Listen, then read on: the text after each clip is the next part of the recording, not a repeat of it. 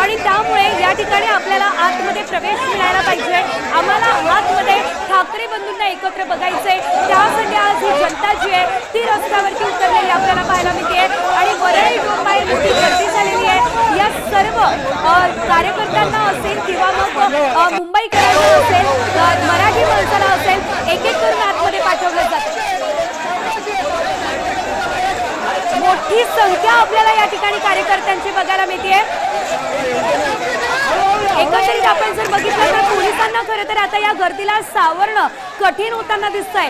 अलोट गर्दी या ठिकाणी झालेली आहे। साधारण सभा जेव्हा होत असते, ठाकरेंच्या सभेला नेहमीच गर्दी असते, मात्र आज तर दोन्ही ठाकरे बंधू एकत्र एका मंचावर एका व्यासपीठावर दिसणार आहे आणि त्यामुळे ही गर्दी होणं निश्चितच होतं। संभाव्य ही गर्दीची शक्यता वर्तवली जातच होती, मात्र आता जर आपण बघितलं तर वरळीमध्ये ही मोठ्या संख्येने गर्दी झालेली आहे आणि तब्बल 19 वर्षांनंतर ठाकरे बंधू एकत्र दिसणार असताना वरळी डोंबाहेर मोठ्या संख्येने सर्व नागरिक जे आहे ते जमले असल्याचं आपल्याला दिसतंय।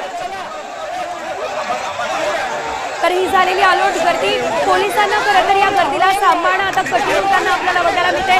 तर वरळी डोममध्ये प्रवेश मिळावा यासाठी खरं तर ही गर्दी या ठिकाणी झालेली आहे। एकंदरीत आपण जर बघितलं तर सकाळी 8 वाजेपासूनच काही जण या ठिकाणी येण्यास सुरुवात झाली। मी स्नेहिल